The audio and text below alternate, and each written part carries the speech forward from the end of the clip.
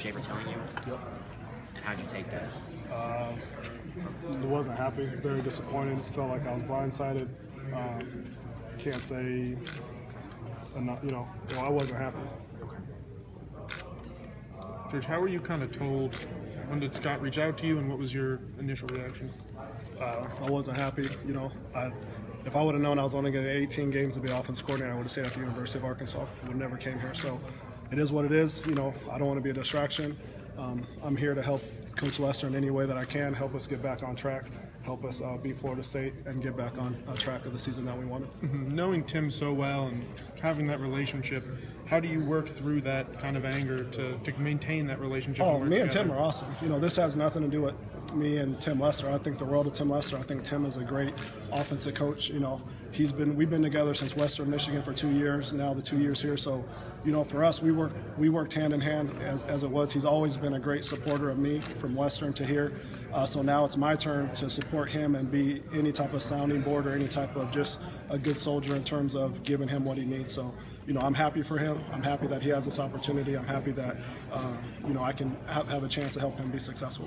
What do you think that he needs to become a good offensive coordinator? Who, Tim? Tim. Oh, nothing. He just needs an opportunity, and this is it. He was very good as a head coach at Elmhurst, and he called the offenses there.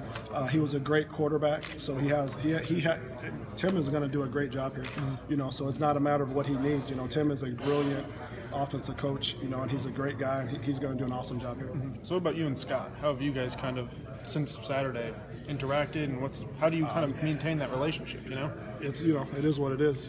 I'm here to coach the receivers now. My job is to be a good assistant coach and do the things that I need to do to help Syracuse get back on track and help us win these games and help us achieve the goals that we want to go. So really, that's the situation in terms of my responsibility is to coach the receivers, support Coach Lester any way I can, and just give everything I can like I have been to developing the receivers and hoping we can get back on track. Mm-hmm. When you came here, was there as there probably wasn't any kind of guarantee of getting all 2 years of the contract. But nothing is ever guaranteed. But like I said, I thought I was going to get an opportunity to develop an offense. I thought I was going to get an opportunity to continue. I think we're ranked 70th in total offense right now. We're 39 rushing, 86 passing. So those stats are way better than they were last year. I think last year we were in the hundreds in passing. We're still up there rushing. So when you take a step back and you look at the totality of the offense, we were getting better. We were developing. Now, anybody that's seen the games, we've been very bad in the red zone. We need to improve on third down. But if you look at our red zone production and you watch the tape like you have and analyze the tape, you can see that some of the stuff isn't scheme. It's more execution. So it's frustrating from that standpoint just because I felt like we were getting better. I felt like we were moving the ball, and I felt like we had a chance to do something special. And that's not to say that we can't, because we still can, because Coach Lester is we were hand in hand, so he's going to do a great job. But obviously, from my standpoint, it's a little bit difficult not being able to finish this journey that we all started. So when you used the word blindsided, did you guys have any kind of discussions about this potentially happening before he called you? Never. And he called you Saturday? We talked Saturday, yeah. Mm-hmm. So, how much thought have you put into your future?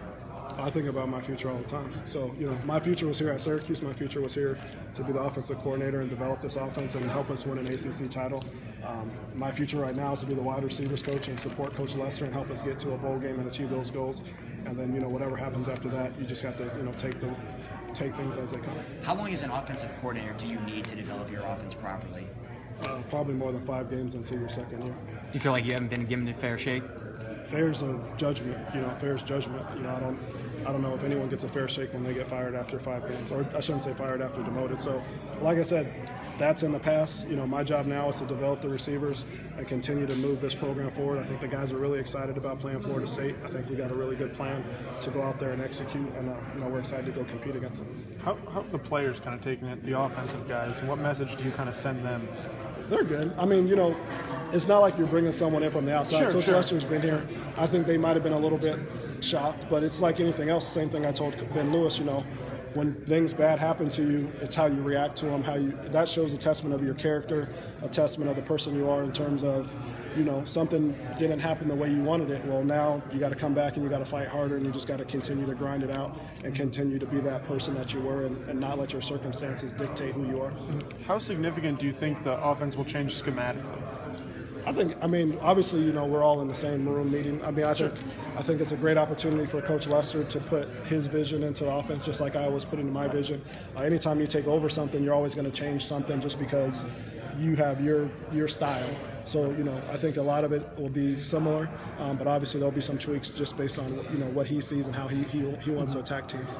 I know you don't want to give too much away, but can you allude to any of what those things might be? Nah, you know, you're always in the process of game plan. We got enough things going on that we don't need to give anything away for those guys. Sure. The first 2 games, the offense did look pretty good. What do you think has gone wrong in the past few weeks? I mean, it's well documented. I mean, I think we've moved the ball. We haven't executed in the red zone. So if there's anything that is glaring, it's just obviously our red zone execution. Our defense is playing awesome.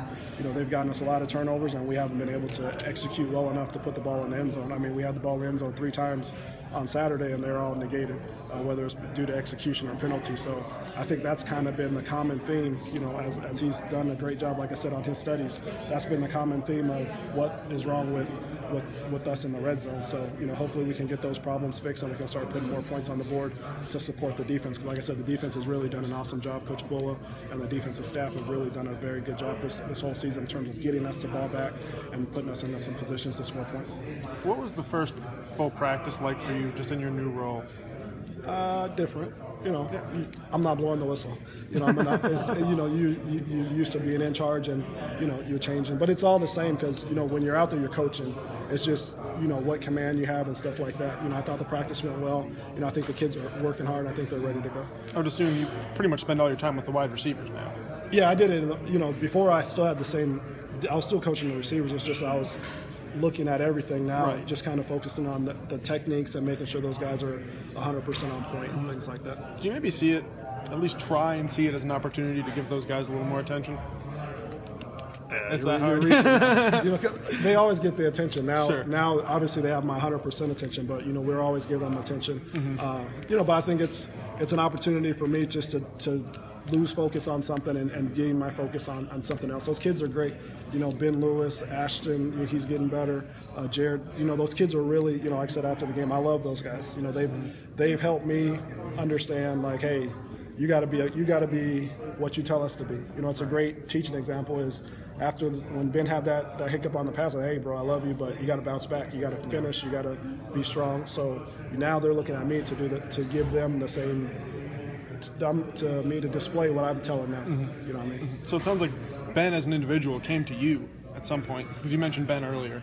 What was that exchange like? I mean, I think it's similar. I mean, I think we both had tragic weekends. You know what I mean? We both had tragic weekends, and it's just like, hey, you got to rebound. You know, it's easy just to stay down. You got to keep your head up, and you just got to go believe in the process that you went through, believe in the things that you're trying to accomplish, and you know, live life and just go enjoy the day and enjoy, you know, the kids that I'm around. Mm-hmm. How are Ashton and Brisley doing? They're doing good. I think they're still day by day. Their injuries are kind of significant, so every day they get a little bit better. Now, is that better enough to play? You know, we're just progressing down that one. So did either of them practice? Ashton did a little bit today. Brisley did a little bit less today. Okay. George, I'm sorry if somebody asked you this, but when did Coach Schaefer tell you about the changes? Saturday. Saturday. Yeah. And Tim mentioned he called you right after he found out. Yeah, I mean, Tim's been great. You know, I mean, it's, you know, I've already addressed, you know, how I feel about it, but you know, Tim is an awesome guy.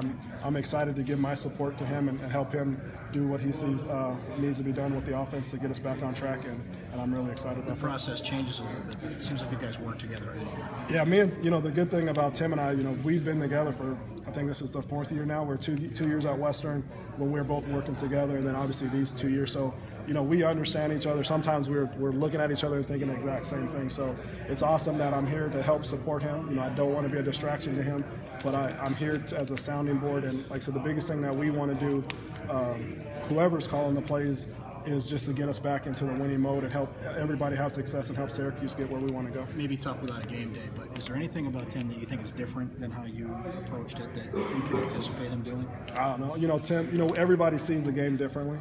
You know, he might see something different than I would see it just because his perspective is different than mine. You know, Tim has a great offensive mind. He was a great coordinator and head coach at Elmhurst. He was a great quarterback at Western Michigan. So I'm excited to see him. I'm excited to be a part of this process. Obviously, from a selfish standpoint, a personal standpoint, I'm disappointed. I never thought this would happen to me.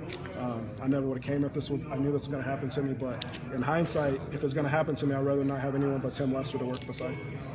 I know you guys always talk about how somebody can get hurt, but when you go from Terrell Hunt, who somebody knows what's happening and knows the communication too, but essentially we get to quarterbacks. Right. How does that dynamic change? What's the thing you got to focus on to get everybody on the same page? I think you just got to be simplistic in your approach. You can be multiple, but I think you just got to not overload them and try to understand, like, their first snap is going to be their first snap. You know, whether it's Austin and he takes the first snap, it's still his first snap as a starter.